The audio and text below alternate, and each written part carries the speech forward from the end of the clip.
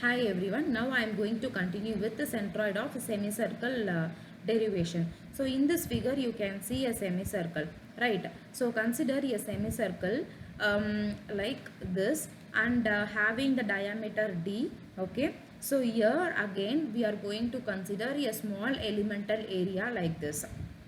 Okay, we are taking radius as r, okay, and the small elemental strip is located at the distance of theta from x-axis, and the angle in the strip is d theta. Okay, so with respect to the property of a circle, property of the circle in the earlier geometry sections we had learned, the outside the height will be radius into the angle. Okay, radius into angle means r d theta. The height automatically will become r into d theta. Okay, so you just consider it like a triangle. Okay, if you consider this like a triangle, this is the greater intensity part, this is the lesser intensity part, right? So this is lesser intensity part, so automatically this particular point, if you resolve into x component and y component, the y component will be 2 by 3 of r, 2 by 3 of r sin theta, right? So x component is 2 by 3 of r cos theta, because we in the triangle derivation only we learnt that from greater intensity is 1 by 3 of that particular distance. So the remaining distance is 2 by 3 of r, right? Since it's a vertical one, sin theta. If it's a horizontal, then it's a cos theta. So 2 by 3 of r sin theta. Okay, so we shall see the thing, we shall see the derivation. So I already we are resolving it into x and y component in the earlier figure. In that, y is 2 by 3 of r sin theta and x is 2 by 3 of r cos theta. So here in this derivation we are just going to consider only y. Okay, now we are going to proceed with this. We knew that the formula of finding the centroid y bar is equal to integration of y dA by a, right? A, what is the area of semicircle is pi r square by 2. Say circle is pi r square, so semicircle is pi r square by 2. Okay, so now we are just going to substitute it. So we knew the y as 2r by 3 into sin theta and area as pi r square by 2. Just substitute here. So if you substitute, you will get see 2 by r sin theta dA divided by a. Okay, even we don't know what is dA, right? So for dA also like the same only.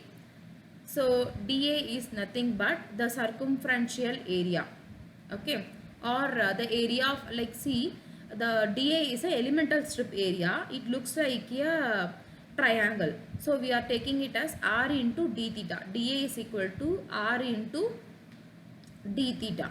Okay, d theta, see, r into d theta is height, okay, and the base is r, so it looks like a triangle. So that area of triangle is half into b into h.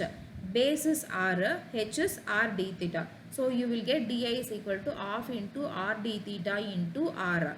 So if by multiplying r square by 2 into d theta, just substitute the same in the y bar equation. So you will get like this, 2 by 3 pi and r sin theta into d theta. Okay, by substituting this, finally you will get 4r by 3 pi. If you work out this one, you will get to know the answer for this. See how this pi is coming means limits. Limits means you are applying, see, 0 to, see, the limits we are applying is 0 to pi. Okay, since it's a circle, for every quadrant we are applying the limits as 0 to pi. Okay, so you will get y bar is equal to 4r by 3 pi. So the next one we shall see is centroid of quarter circle. There is no big difference between centroid of semicircle and quarter circle. The same figure only, but we are taking with respect to only one quadrant. Okay, thing is only the limit will vary, because the limits for semicircle is 0 to pi, because we are taking 180 degree here, but for quarter circle it is 0 to pi by 2. This is pi by 2 distance.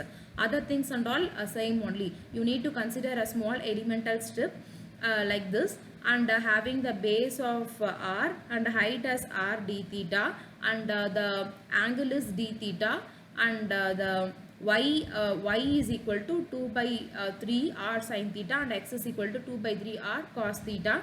And with that you need to proceed. Y bar is equal to integration of y dA by a, and a is area, actually area is pi r square by 4 for quarter circle. Okay, after substituting that, you will get to know, see, after substituting all the thing and the limit, you need to take it as 0 to pi by 2. Finally you will get x bar and y bar as 4r by 3 pi and 4r by 3 pi. See, the area they have taken as pi r square by 4 for this case. Okay, just substitute it and do step by step, so you will get to know that x bar and y bar. And as I said, you will get the centroid distance, this x bar as 4r by 3 pi, and y bar is also 4r by 3 pi. Okay, but in the semicircle, in the semicircle x bar is, see, only 4r by 3 pi. I will tell you how to take the distance for the semicircle in my upcoming presentation. Thank you all.